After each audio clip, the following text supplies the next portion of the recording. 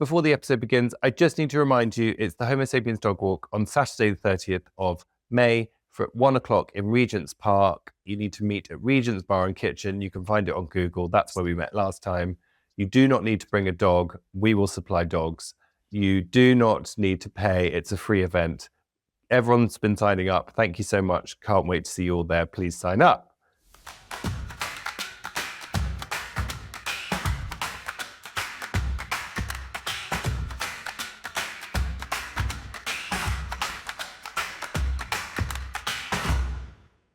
Hello, listeners. Welcome to another episode of Homo Sapiens. How are we all doing? All's well over here. I'm a little windswept. I've just been out in the rain, trudging through London, got soaking wet, got on the train was delayed. It's all good podcast content, though, isn't it? And who have I got with me today? Fresh off the stage in Stratford, it's Kadiff Kirwan. Welcome back, Kadiff. How are you? I'm well, thank you. I should preface this, Stratford-upon-Avon, not Stratford, East London. Good point. Good point. As For well. those jumping on the Central Line, you will not find Kadiff there. You won't see me there. Doing the Resistible Rise of Arturo Ui? Correct, yes. That is 10 points for you. Ding, ding, ding. I got it right. Yes. This play's super cool you're doing. So how long have you been there? Oh, gosh, I've been here just over 2 months. And I miss London. Oh, I bet. But you've got half of London's gays with you, because you've got Mark Gatiss starring, directing. Is that right? Is he directing it? No, he's not directing. He's just starring. No, he's just starring. Starring. Moan Rizwan. Moan Rizwan, LJ Parkinson, and myself, and then also our director Sean Lennon is also a gayer. So it's wonderfully queer. So as you may have noticed, Kadiff, I haven't yet come to see the play. More on that later. I've been trying to find a date. More and on. Would you just give us a quick little rundown about what the play's about? Because it's very timely. It's very timely. So it's a play by Bertolt Brecht. It was written nearly 85 years ago. And it chronicles the rise of fascism in Nazi Germany, but it's told as an allegory through the 1930s vegetable trade in Chicago. So Arturo Ui represents Adolf Hitler and all of his henchmen. I play a character called Roma, which is based on Ernst Röhm. He's the head of the Black Shirts and his right-hand man, who was eventually offed in Hitler's ascension to the top. And you've got Goebbels in it, you've got Hindenburg, you've got all these representations of these people, but it's set in Chicago, and it's told through cauliflower and vegetables. So it's definitely a satire, but it's so scary when you watch the play and you're a part of it, and you realize just how much we haven't moved on. We've not learned anything. Like the fact that fascism is on the rise, and the people who are saying all of these crazy, outrageous things, we've sort of put them in a comedy category, being like, oh, isn't it so funny, this person and that person, and then the next thing you know, they're taking seats in offices or councils, or and we sort of we put them in a humorous category because we think, oh, that could never happen, and it is happening.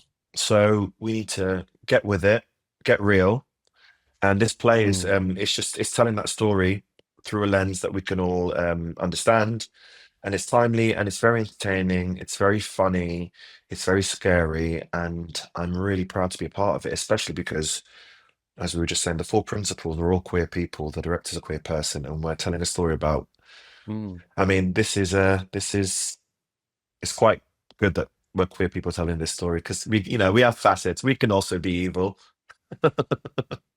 Oh yes, some of my dearest friends.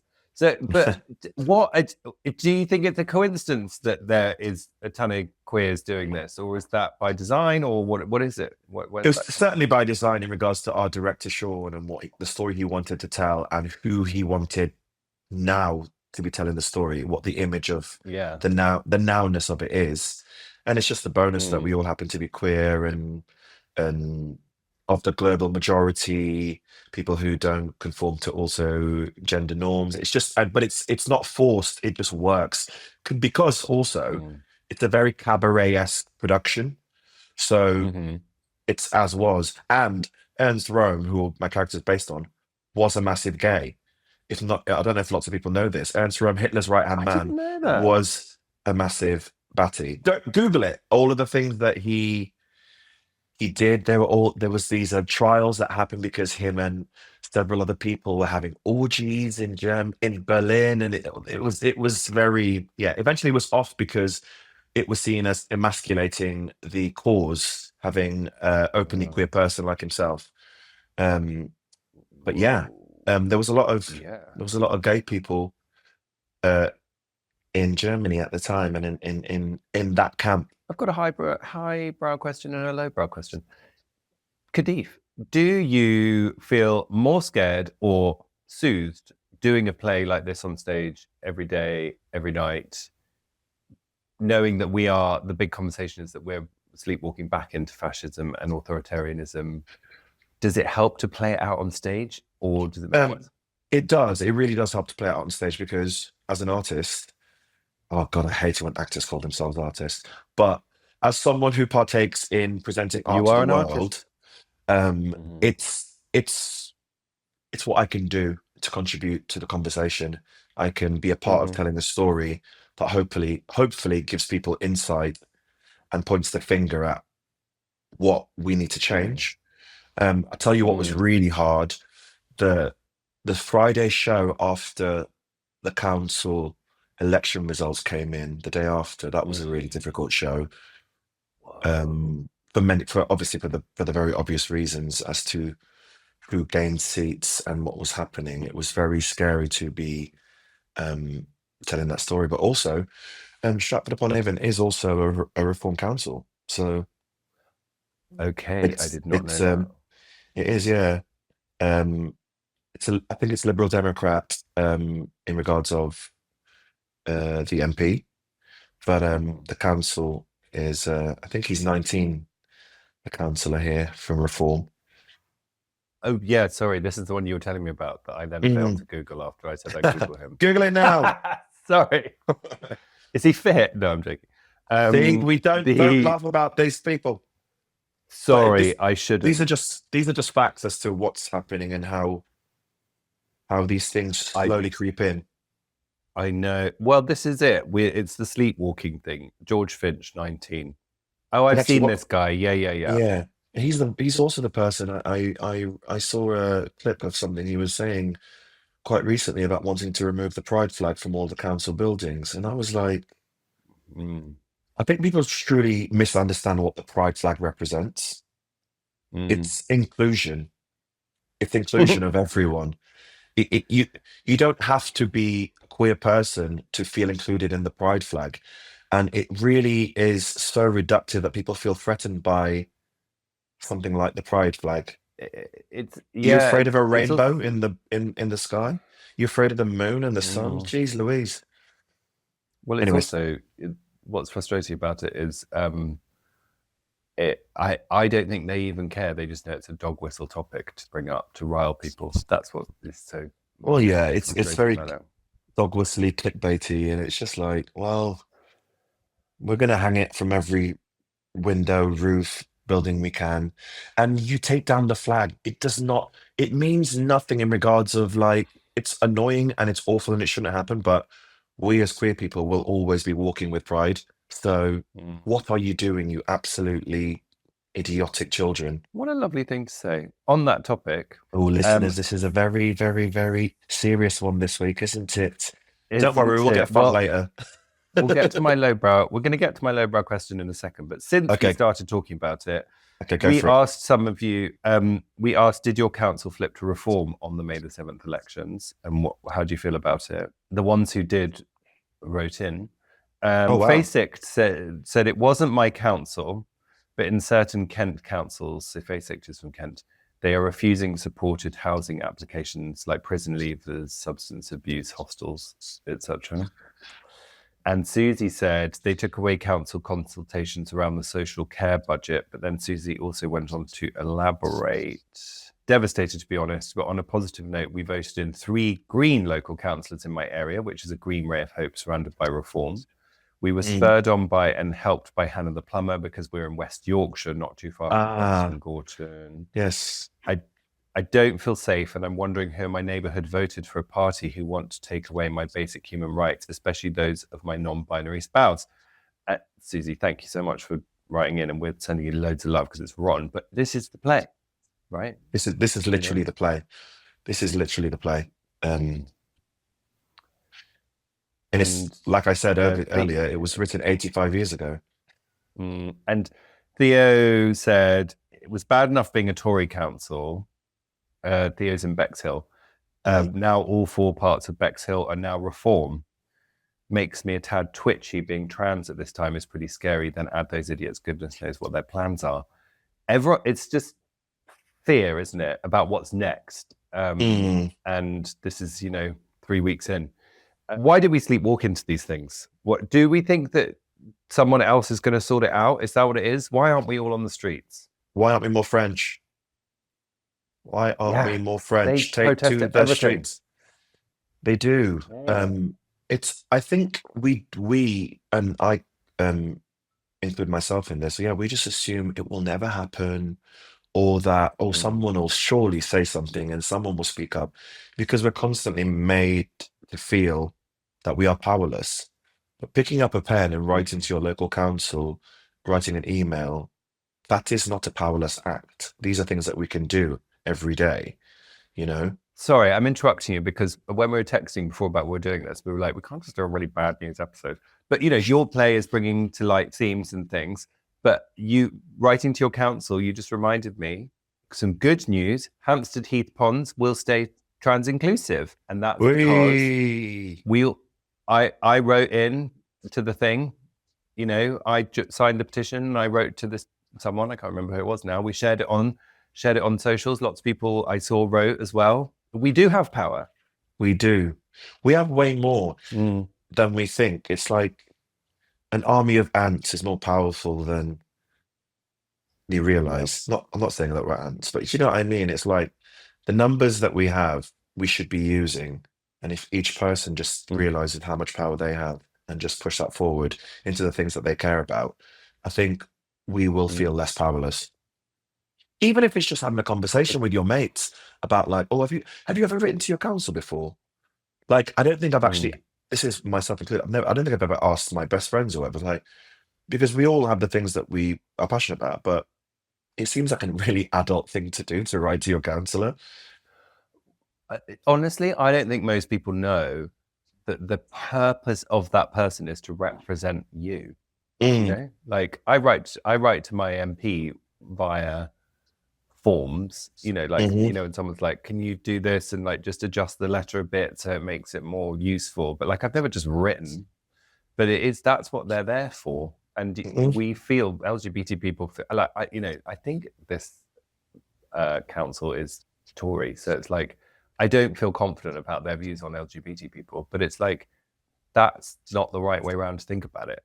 I need to represent myself, and we all need to speak up. The other 3 gay people in the Cotswolds need to do it as well. 3, wherever they may be. Ellen and Portia. Actually, DeGeneres and Portia. She's fucking left. She said apparently it was too muddy. Yeah, the rain, the mud, the horses. Gone. Now I segue to my lowbrow question, Kadiff, because for those on video, it's probably already been clocked. Did you have to get even more buff and gorgeous for this role, may I ask? Oh Lord, no! What are you on about? I am playing a heavy in this, yes, but it's the thing, right? There's nothing to do in Stratford-upon-Avon, so I've just been going to the gym and writing and doing the really. Like that's all I've been doing because there's that to do. It's working for you. Well, thank you very much. See, as we know, we're on video now. You see, the YouTube channel, we're going to get loads of subscribers. If you want to see Kadiff, I shouldn't objectify you, Kadiff. I'm sorry. No, you should. But, you know, I like it. Okay, fine, good. Talk me through. Has there been a big gay night out with all these queers up in Stratford-upon-Avon? Where? I mean, do you want to hear something really gay? Well, this is it. We're hosting a Go cheese on. and wine night on Thursday. That's that. Yes, I love it. We, So the cast I and love a company, cheese were and- having a actually- cheese and wine night. We had a tiramisu night a few weeks back. I was in charge of cocktails. I must have made about Ooh. between 30 and 40 margaritas. Shit, this is probably why my arm's looking decent. I shaking that You got an shaker. RSI. Oh man, it was pretty intense. What's your signature poison? What tequila? Cocktail. Tequila. Yeah, cocktail wise, there's three things I love: a dirty martini, heavy on the brine, olives, Yes. and vodka, Mm. a paloma, or a really tangy a paloma. It's like a grapefruit juice, tequila, a little bit of salt on the rim, bit of soda water. Yeah, really quite citrusy and delicious. And a margarita. What about you? So I love how tequila makes me feel, but I ruined it as a teenager who drank heavily from the age of 13. And so it slightly smells like people puking. So I'm a gin martini with a twist cup. Oh, I love that for you. But I will say with tequila, getting a good tequila makes the world of difference. You can just have it on ice or have it on its own. It's so delicious. It's softer. I like mezcal. That's the smoky one, right? Mm-hmm. Mm-hmm. I find that it's just something about because you drank tequila when you came here to my house. Yeah. That I did. Don Julio stuff. Oh yeah. I mean, for that- someone who doesn't drink tequila, you have some very good tequila in your house. It was a present from a friend. He was very kind. He brought it round, and then I think you were like, "Have you got any tequila?" I was like, "No." And then I was like, "I do have like this random bottle," and you're like, "This is like whose top tequila tier." is it again? I don't know who's Don Julio. Is it? I don't think it's George Clooney's. Is it? Is it like his? But it's like over £100 a bottle. George Clooney's always involved. Yeah, let me see. What? I should have hidden that. Well, it's that, and I find if I'm drinking tequila, I don't get a hangover. If I stick to tequila for the whole night, I wake up in the morning and I'm hangover free. I also drink water. I mean, God, I sound like such an ancient creature. But hydration is the key to a hangover-free morning, lads and ladies and people who do not conform. Oh, that is Literally. It's worth considering. It really is. I Truly. had a martini last night, and I just feel woolly today. I feel woolly. Did you have one? Okay, I just did. I went to a premiere for a film that I'm in that's coming out this week. Yeah, this Friday on Netflix. Depending on when this episode goes out. It's called Ladies First. It's a satire film directed by the brilliant Thea Sharrock. And it stars a host of great people, Rosamund Pike, Sacha Baron Cohen, Richard E. Grant, Charles Dance, Fiona Shaw, Catherine Hunter, Marucha Opia, myself, Tom Davis, Emily Mortimer. It's a film about a world in which the patriarchy exists, and you have this character called Damien who runs this big ad agency, played by Sasha. His character is quite misogynistic and X, Y, and Z. You know, all the things that we come to know about that. And he hires a female exec into a role because she's a woman just for optics. Eventually, they fall out, and in an argument, he smacks his head. And when he wakes up, the patriarchy is flipped to the matriarchy, and women have all the jobs. In which, so it's like an old school caper. It's just very funny. It's silly. It has a message without preaching. And we had a blast shooting it. And it's just, there's loads of little Easter eggs in there as well. Like Paul Smith is Paulie Smith. Like Mhm. Harry Potter is Harriet Potter. Like all these little things when the worlds get flipped. It's so funny. That's cool. But yeah, it's gonna be on Netflix from the 22nd of May. So check it out. Well, that's tomorrow because this goes out on Thursday. Well, We are basically live and direct. I love that. Yeah, That's check it very out. cool. I love But a high concept, like, Freaky Friday type. yeah.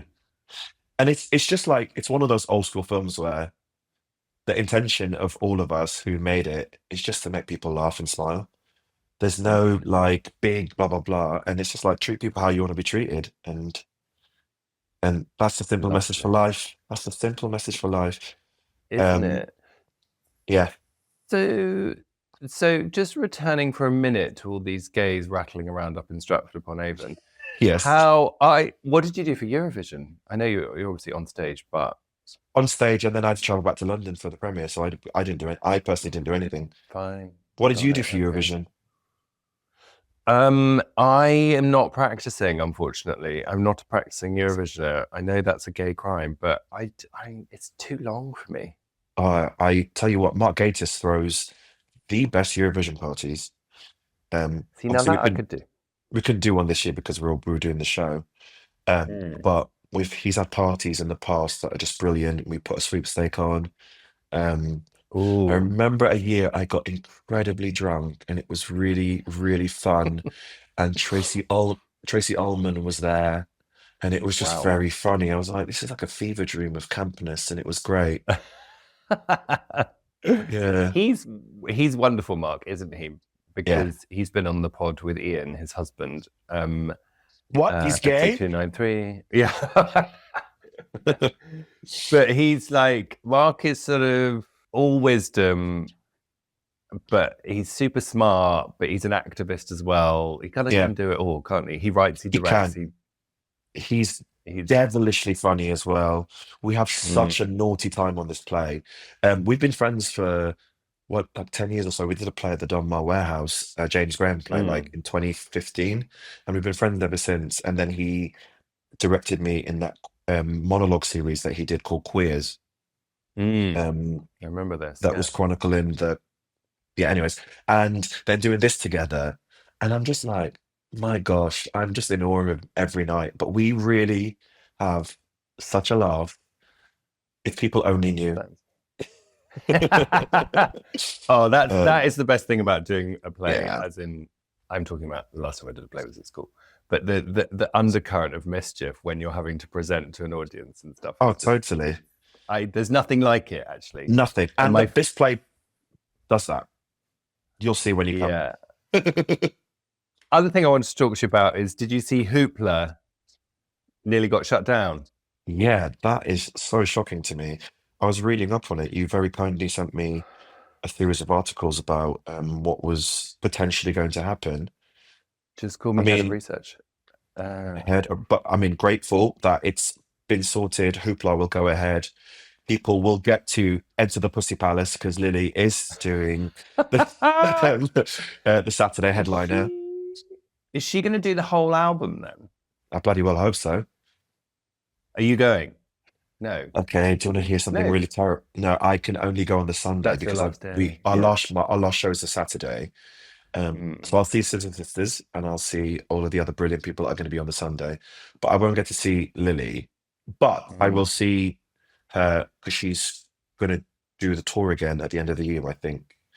I think she's doing the O2 at the end of the year. Okay. Do you want to go to that together? Because I have been Absolutely. really bad and not done anything, and I, We must. I really want to go and Also, see that show. also who we need to go and see in the O2, our brilliant, wonderful friend, Jessie Ware. She's doing the O2 at the Yes, end of the year. If you don't have your tickets, get booking. I'm pretty sure they're open now. She's going to put on the they crazy are show. open. The new album is so good. Oh, Super it's Bloom. so good, isn't That's it? been the thing that's literally been getting me through the treadmill. And that brilliant, Oh, that's so yeah, nice. that brilliant video that she did with James Norton for Ride. I mean, Yes. it's if you haven't seen it, it's so iconic. Check it out. Um, It's yeah, so good. I've been writing her rapturous messages about it because it is my favorite album she's ever done, and I say that about every album. she just But keeps I bettering do really, herself. Yeah, it's lovely to watch somebody grow into, I don't know, like I feel like when there's a mini Ripperton-ness about what she's doing now that is so feels so right, but it's also in her own flavor. But you know what I mean? The depth. It's an album. It's a proper album. Like it's not. I'm so bored of songs that are 1 minute 27 or Oh two my minutes gosh, 33. You know? tell me about it. It's also nostalgic in places, it's camp in places, it's like Mm. vibey as hell in places. It's one of those ones that I think, for me personally, will always be in my top 10 of albums ever. I think it's She has fantastic. soul. This is the thing. And Correct. I I actually got, did you get your little Spotify 20-year anniversary update thing? Oh, yes. She's my number one artist. Isn't that weird? You have wonderful And taste. like, but it's so weird that like we grew up together and she ended up being my number one artist. It's not like, that's not because I'm doing it for like a favor. She writes the music I love the most. It's so interesting. Mm. Yeah, where was it? I was trying to find it. And she did Hoopla, what, But 2 years ago? She headlined she Hoopla. did. I'd Back never back to been to Hoopla. Hoopla. Yeah, What? sorry. I'd never Sorry, been to sorry. Hoopla. Um, okay, can we speak about this? Can you give me Well, reasons why? okay, well, this year I've completely fucked it because I booked the Homo sapiens dog walk on Saturday the 30th because I didn't look at the calendar. Right. So, listeners, some people have messaged saying that. I know,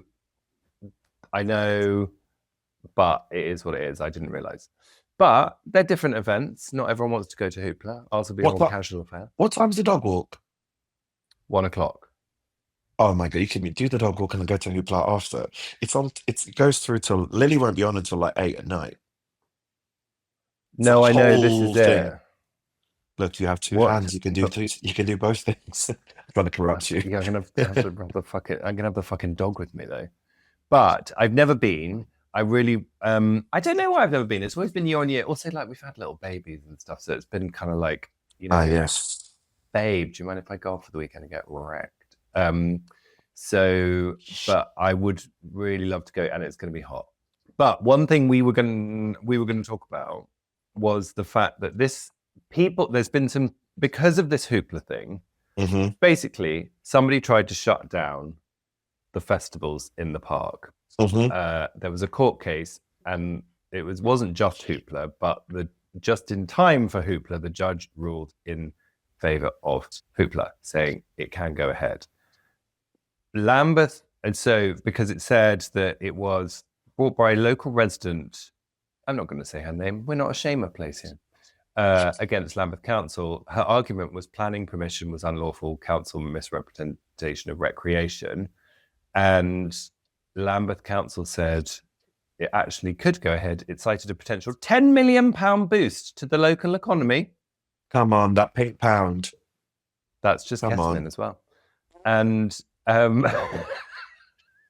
and it's, what did they say? Anyway, they've given it the go ahead. Now, what this then created is some discourse online saying the problem is it's queer venues, queer events that get bashed all the time Hmm. because queerness is all so often associated with nightlife, right? Hmm. And we congregate in those kinds of spaces, and those are the spaces and places that get the most complaints because they're late and they're noisy. Yeah. And you've got all our. So I'm going to read you some stats. London has lost, and it's not all about London, but London has lost 58% of LGBTQ plus venues since 2006. It's 58%. 127. Wow. 127 have closed, 60 remain. Nationally, see, not all about London, 77% say queer nightlife spaces in their area have decreased. 82% say closures hit their sense of community. Mm. Have you lost a venue you love, Kadiff? Well, actually, the venue that I love has just reopened. The Black Cap in Camden has just reopened. Yes! We should have a night out at the Black Cap. I've not been to the Should we Black do Cap that? since I was a student. So I really love that venue.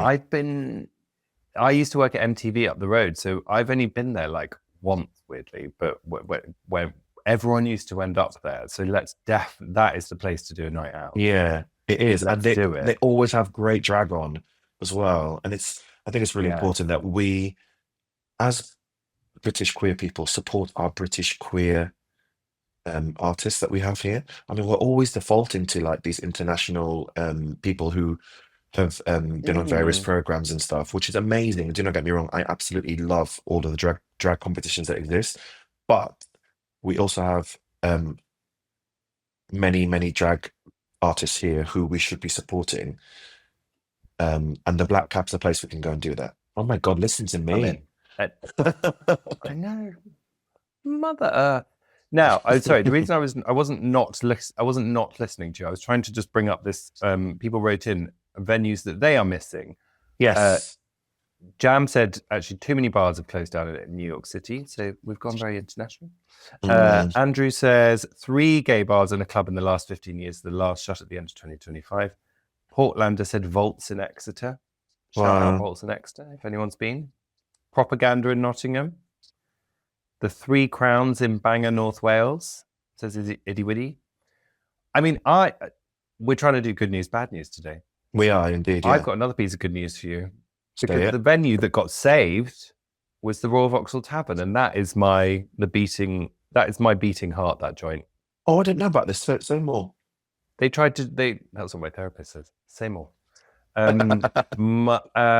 They tried to shut it down, and then they had to get it listed. Because the challenge is, what happens all the time is that queer venues historically are in the more unusual sides of, let's talk about London specifically. They're often in like the more progressive sides. And then what happens is the queers go there first. Then, Make it nice. The others come.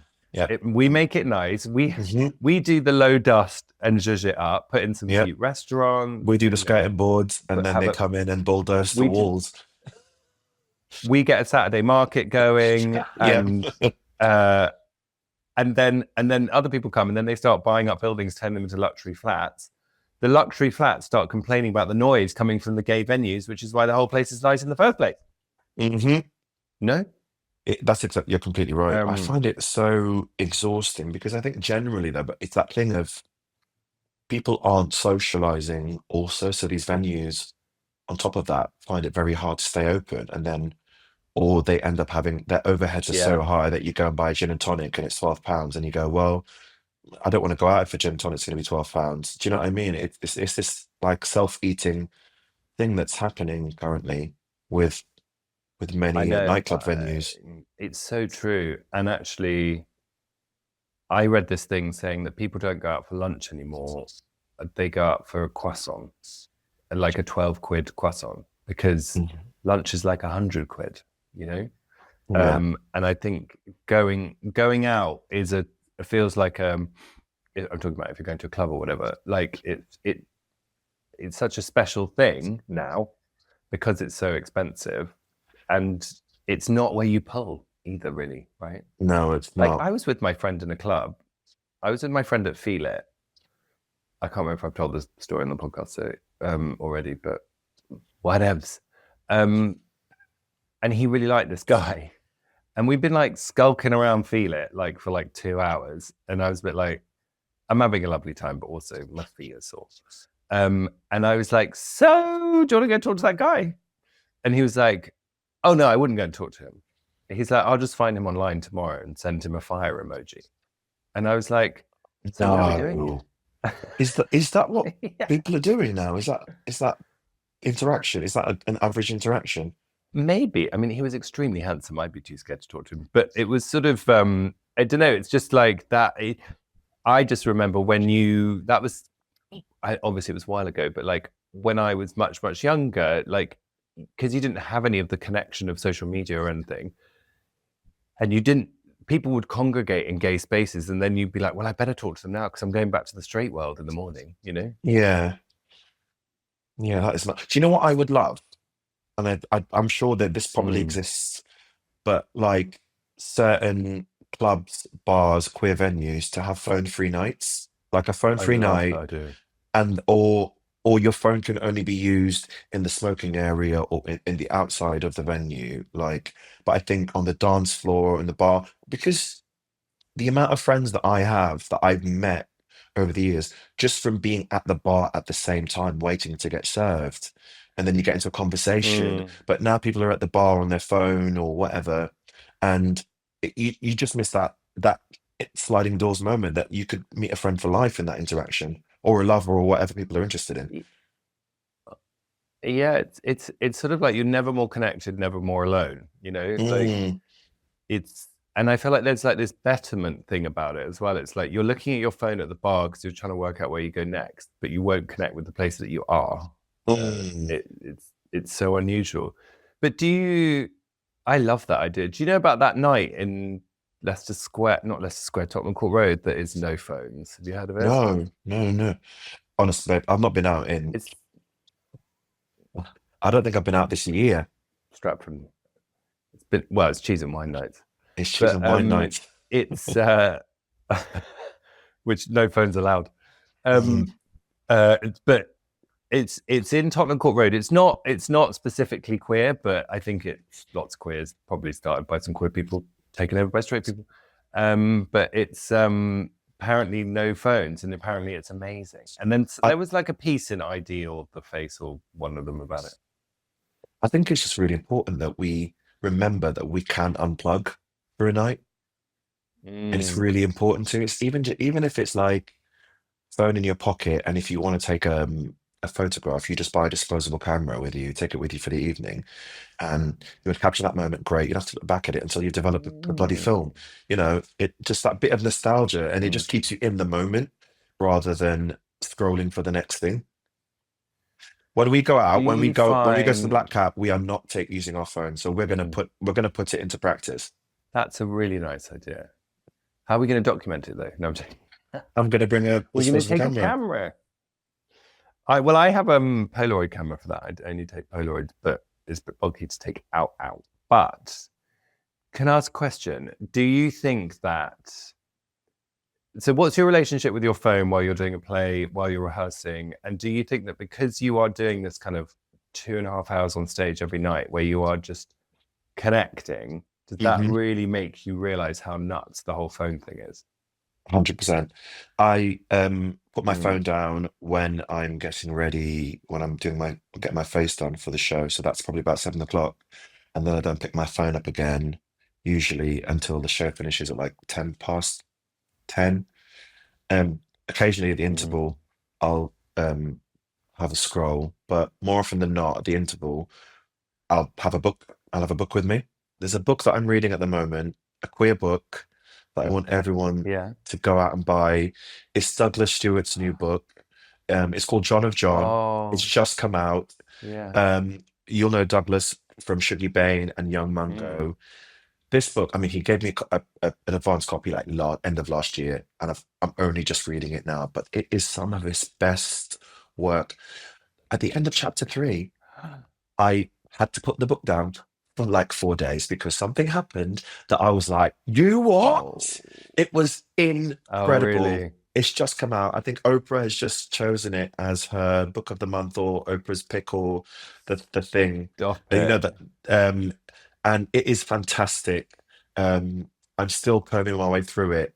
But I also don't want it to end. So I'm literally reading like a chapter a day rather than like just going all the way through it. It's the only thing getting me through Stratford. God, Really? I'm really not giving Stratford a great rep here. That's It is lovely, and Shakespeare was born here, blah blah blah, but bloody hell. Um, and the RSC's okay. obviously John of amazing. John. John of John, I think it's just come out like either last week or It this has, week. yeah. I've had this copy for longer than I should have read it all by now, but I'm actually really happy that I haven't. And what's great that it's just come out is that if people are buying it, we can all just have the conversation of where we're at in the book. Mm, So yes, I love his books, and he's also been on the pod, episode 219. Look it up. No, he is. I mean, Shuggy Bane just broke me. They're making that into a film or a TV show, aren't they? yeah, I think so, yeah. But this one is But so amazing. Oh, good, good. Sorry, go Because on. it's hard acts to follow. But you read a book in the interval, and are you clucking when you get back to your phone? My clocking? No, I'm not. I'm actually not. Oh, I also have I put a timer on my phone, so I only allow myself Mm, half an hour of Instagram a day. lovely. I So can't bring myself to say again that I do the same because I talk about it all the time on the podcast.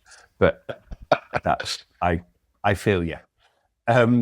what about Do you? What's you? your what are you twitchy when you're not using your phone? How what are the Yes, symptoms? clucking. I mean, I have like I'm writing at the moment, so it's a much more simple life, and like I am not even slightly stressed ever.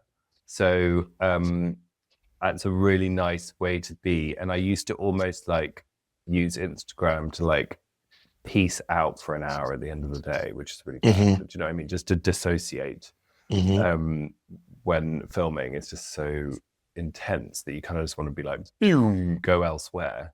Of course. But yeah, I don't know. Like I use my phone all the time, and I think I like it says I'm on it 5 hours a day, but Oh, I think, but I'm not doing. what I'm not is my like screen? that's. How do you I'm doing find like out all what your hours. how do you find out what your screen time is? Get your phone and let me Oh, this find is out. like when you have to look up your Uber rating. How do you find it? Um, How do what do you do? okay, so go to screen time. Mine's gone Okay. up. It's 9 hours a day now. Yeah, mine's not that bad actually. What is it? It's like 3 hours. But also it counts podcasts Amazing.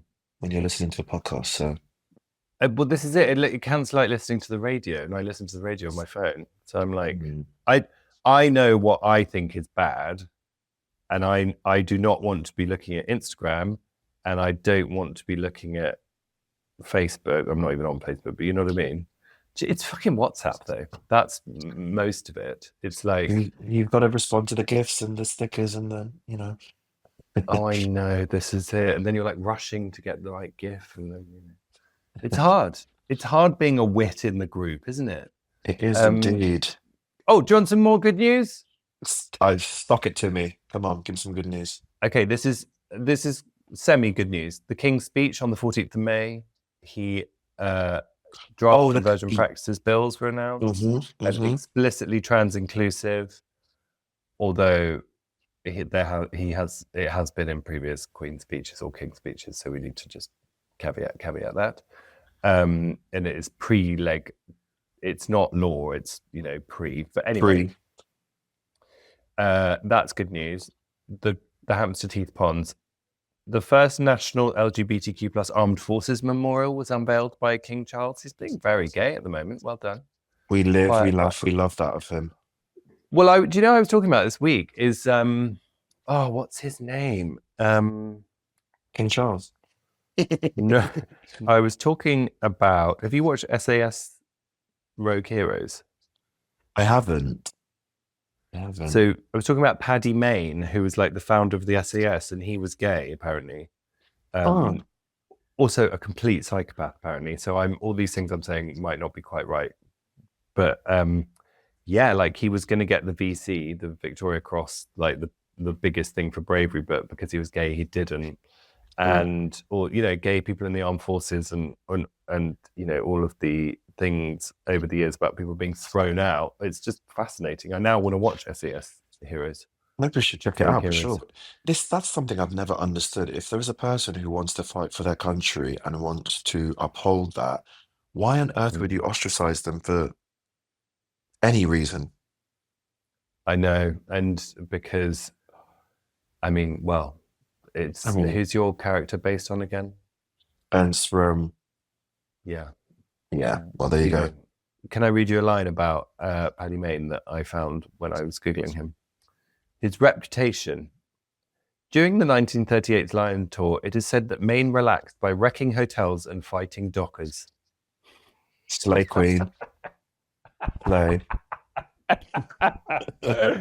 Yes, I love exactly. that.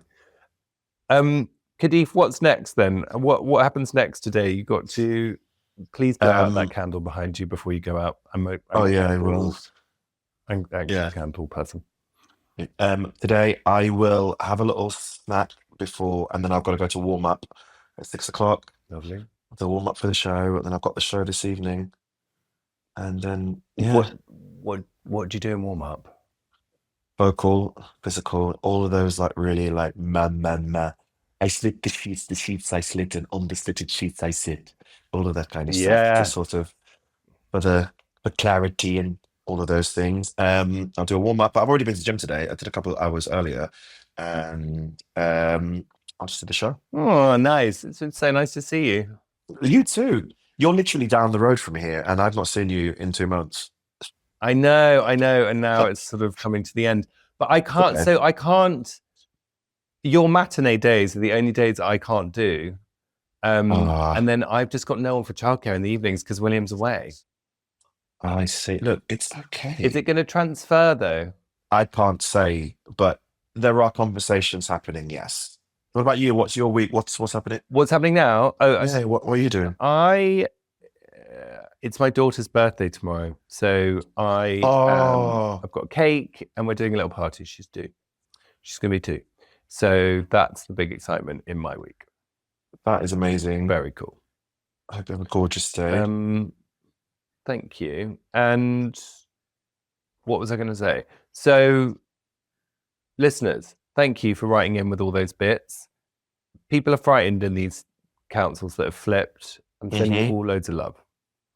Kadiff, Yes. You have been wonderful. It's been so nice to see you. You've been wonderful as always. I can't wait to head to the Black Cap. All right, everybody. Bye for now. Bye. And before we go, everybody remember to sign up or just to come to the Dog Walk, Regent's Bar and Kitchen, Saturday the 30th of May, 1 p.m. in Regent's Park in London, crucially. Lots of people are coming along. It's going to be lovely. Have a look on the Instagram for the video of last time. It was great. All right, bye.